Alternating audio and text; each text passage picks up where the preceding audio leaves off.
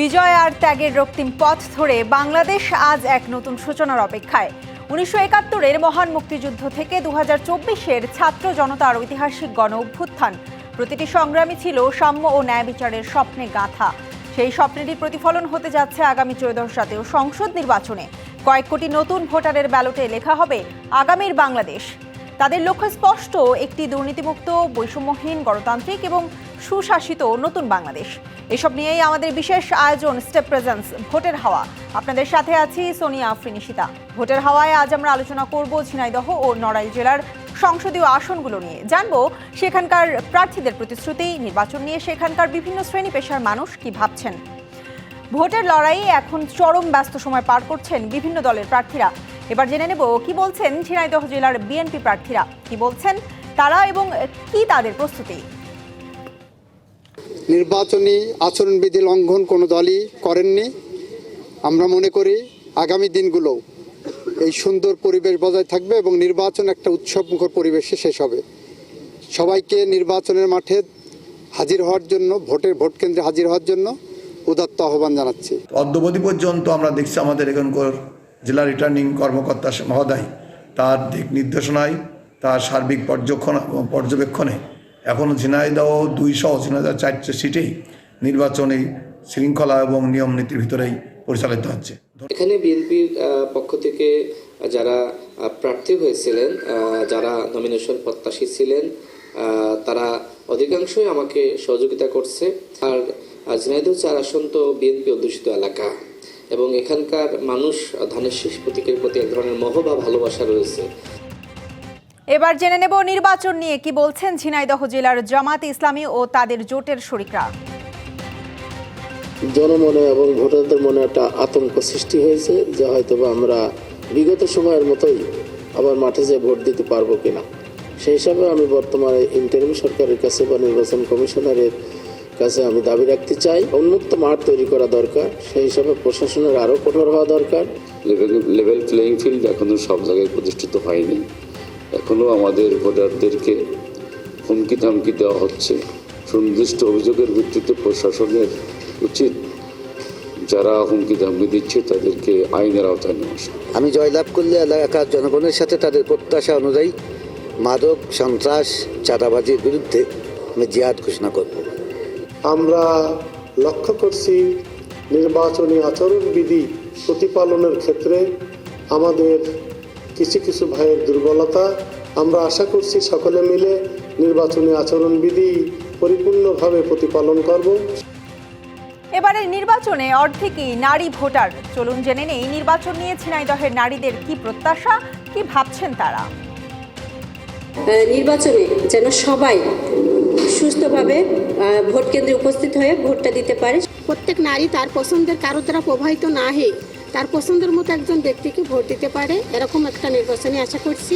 নারীরা যেন নিরাপদে বিচরণ করে তাদের কাজগুলো এবং তাদের প্রয়োজনীয় সকল সমস্যা সমাধানে যেন তারা নিজেরা ভূমিকা রাখতে পারে, সেটাই প্রত্যাশা করি এই নির্বাচনী বা সরকারের কাছে।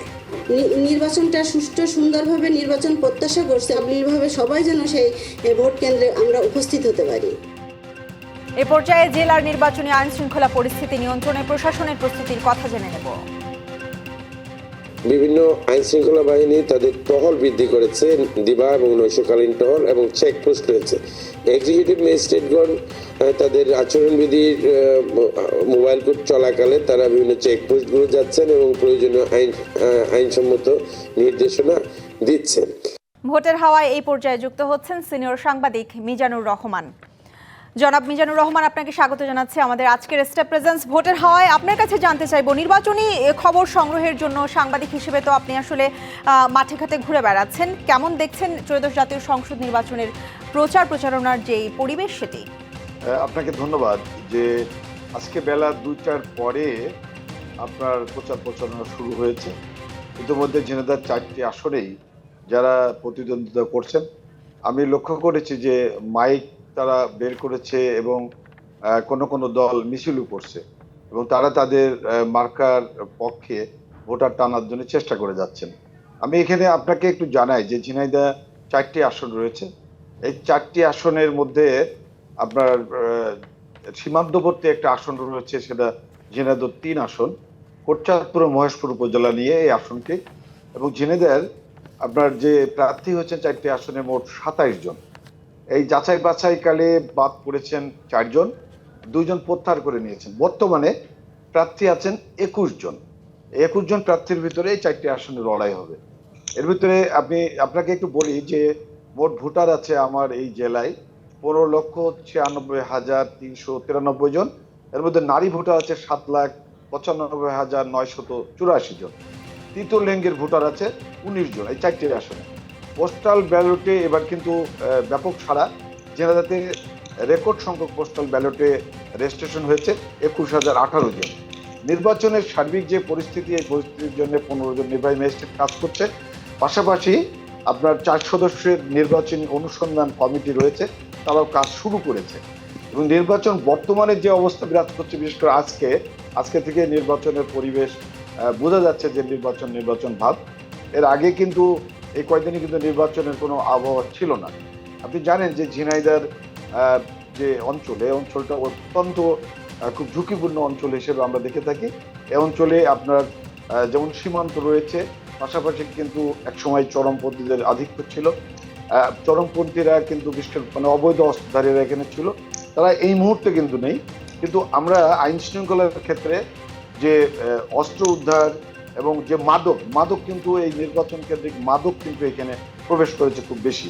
নির্বাচনের সামনে যে উৎসবটা হবে, সেই উৎসবটা আজকে থেকে শুরু হয়েছে। আমি আশা করছি যে আগামী কয়েকদিনের মধ্যেই উৎসবটা আরো বাড়বে। জি, মিজানুর রহমান, আপনাকে অসংখ্য ধন্যবাদ আমাদের আজকের স্টেপ প্রেজেন্স ভোটের হওয়ায় সময় দেওয়ার জন্য। নির্বাচন নিয়ে কি ভাবছেন ঝিনাইদহের নানা শ্রেণী পেশার মানুষ, সে কথা জানাতে যুক্ত হচ্ছেন সহকর্মী শাহরিয়ার রহমান রকি। আপনার মাধ্যমে জানতে চাই যে ঝিনাইদহের সাধারণ মানুষ কি ভাবছেন ত্রয়োদশ জাতীয় সংসদ নির্বাচন নিয়ে, এবং আজকে থেকে তো আসলে শুরু হয়েছে নির্বাচনী প্রচারণা, কেমন দেখছেন সেটিও জানাবেন।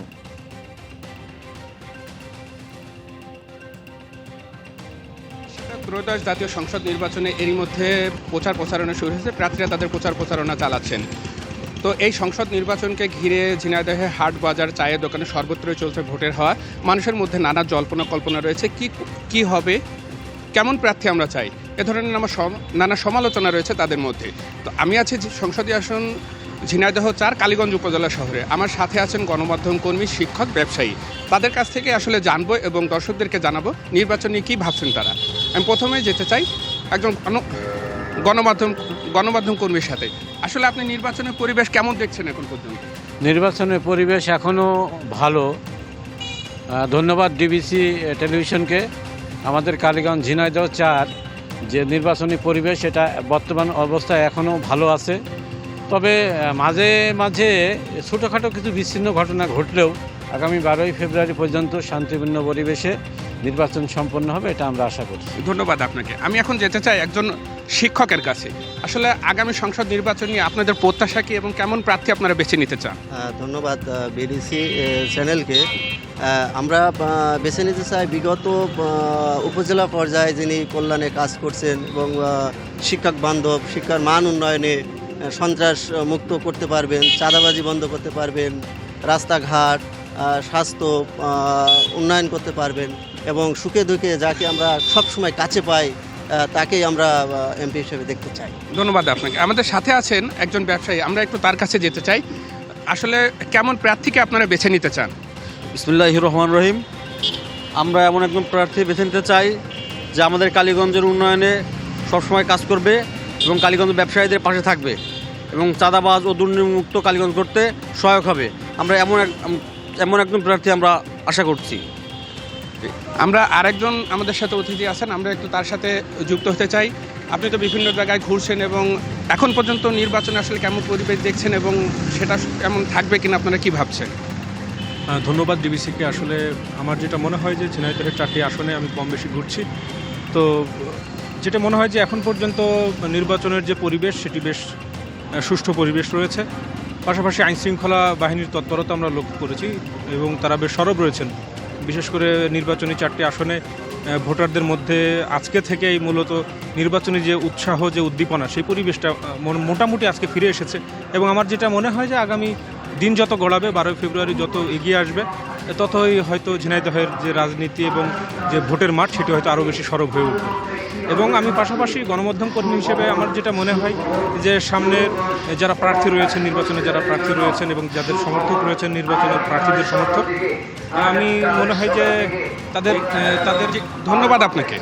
সেটা আমার সাথে উপস্থিত দর্শকরা অতিথিরা যেমনটি বলছিলেন যে সুন্দর, সুষ্ঠু এবং নিরপেক্ষভাবে আগামী সংসদ নির্বাচন অনুষ্ঠিত হবে এবং সবাই কেন্দ্রে গিয়ে ভোট দিতে পারবে, এমন একটি পরিবেশে আসলে তারা প্রত্যাশা করছেন। তো এই ছিল আসলে সর্বশেষ। ভোটের হাওয়ায় এ পর্যায়ে আমাদের সাথে যুক্ত হচ্ছেন নড়াইল 2 আসনের জামায়াতে ইসলামীর মনোনীত প্রার্থী আতাউর রহমান বাচ্চু এবং আমাদের সাথে যুক্ত হচ্ছেন নড়াইল প্রেস ক্লাবের সহ সভাপতি সুলতান মাহমুদ। আপনাদের দুজনকেই স্বাগত জানাচ্ছি আমাদের আজকের স্টেপ নিবেদিত ভোটের হাওয়ায়। আমি শুরুতেই যেতে চাই আতাউর রহমান বাচ্চু আপনার কাছে। আজকে থেকে তো আসলে ত্রয়োদশ জাতীয় সংসদ নির্বাচনের যে প্রচারণা সেটি শুরু হচ্ছে। জনগণের দোরগোড়ায় আসলে আপনারা নির্বাচনী প্রচারণা কি প্রতিশ্রুতি নিয়ে যাচ্ছেন জানতে চাই। ধন্যবাদ আপনাকে। আপনার মাধ্যমে আমি নড়াইল 2 আসনের সমস্ত জনগণকে আমার আন্তরিক সালাম এবং শুভেচ্ছা জ্ঞাপন করছি।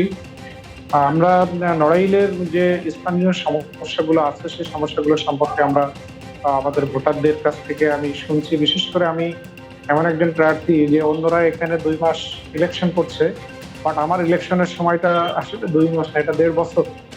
আমি একটা ইলেকশনের জন্য মাঠে প্রান্তরে আমার 198টা ওয়ার্ড, 405টা গ্রাম, সব জায়গায় আমি ঘুরছি এবং আমার ঘোরার পরিমাণটা পাড়া মহল্লা, চায়ের দোকানে, নদীতে, নৌকায়, মাঝি, তারপরে সবার সাথে এভাবে কথা বলছি। গতদিন এক মুরব্বী বলছিল যে বাবা তোমাকে এভাবে এমপি ইলেকশন না করে তোমার মেম্বার ইলেকশন করলেই আরো বেশি ভালো হতো, তুমি যেভাবে তৃণমূলে মানুষের সাথে আসো ঘোরো। এটা আমি 1.5 বছর ধরে এই কাজটা আমি সম্পন্ন করছি। একাধিকবার সব জায়গায় আমি গিয়েছি, যে আমি মানুষের কাছ থেকে প্রথমে তাদের চাওয়া পাওয়া কি, মানুষ সেটা কি চায় সেটা আমি বোঝার চেষ্টা করেছি এবং সেই আলোকে আমি গত 2 মাস মতো আমি এবার সেই চাওয়া পাওয়ার আলোকে আমার করণীয় কি, ভবিষ্যৎ আমি কি চাই, ভবিষ্যৎ আমার পরিকল্পনাটা কি, সেটা আমি পেশ করছি। বিশেষ করে নড়াইলের মানুষ, এখানে আমাদের শিক্ষার ক্ষেত্রে আমরা পিছিয়ে আছি, কারণ আমাদের উচ্চ কোনো শিক্ষা প্রতিষ্ঠান নাই, পাবলিক ইউনিভার্সিটি নাই, তারপরে আমাদের মেডিকেল কলেজ নাই, সরকারি পলিটেকনিক কলেজ নাই। এগুলো আমাদেরকে সত্যিকার অর্থে শিক্ষার উন্নয়ন অগ্রগতি এটা আমাদের জন্য ব্যাহত হচ্ছে। আমরা এই বিষয়গুলো চেষ্টা করছি। আমাদের চিকিৎসা সেবাটা অত্যন্ত নাজুক। এখানে আমাদের একটা 250 শয্যা বিশিষ্ট হসপিটাল, এখন 100 শয্যাও চলমান, এটা 250 শয্যার সকল অবকাঠামো ইতিমধ্যে প্রস্তুত হয়েছে, বাট পর্যাপ্ত জনবল এবং বরাদ্দ না থাকার কারণে সেটা এখনো চালু করা সম্ভব হয়নি। সেটা চালু করার ব্যাপারে আমরা মানুষকে আশ্বস্ত করছি, যেটা করবো ইনশাল্লাহ। এবং এখানে পর্যাপ্ত স্বাস্থ্যসেবা নিশ্চিত করার ব্যাপারে আমরা সেটা আশ্বস্ত করছি। আমার নির্বাচনী এলাকা লোহাগাড়া একটা উপজেলা, সেখানে একটা 50 শয্যা বিশিষ্ট উপজেলা স্বাস্থ্য কমপ্লেক্স আছে, সেটাকে 100 শয্যায় নিতে হবে। এটার ব্যাপারে আমরা কি কার্যকর পদক্ষেপ নিতে পারি সেটা বলছি। জি জনাব বাচ্চু, অর্থাৎ আসলে আপনি জেলার যে আপনার যে আসনের যে সমস্যাগুলো সেগুলো আসলে শুনে এরপরে সেগুলো সমাধান করবেন, এমনটাই প্রতিশ্রুতি আসলে আপনার জনসাধারণকে দিচ্ছেন। আমি একটু যেতে চাই নড়াইল প্রেস ক্লাবের সহ সভাপতি সুলতান মাহমুদ আপনার কাছে।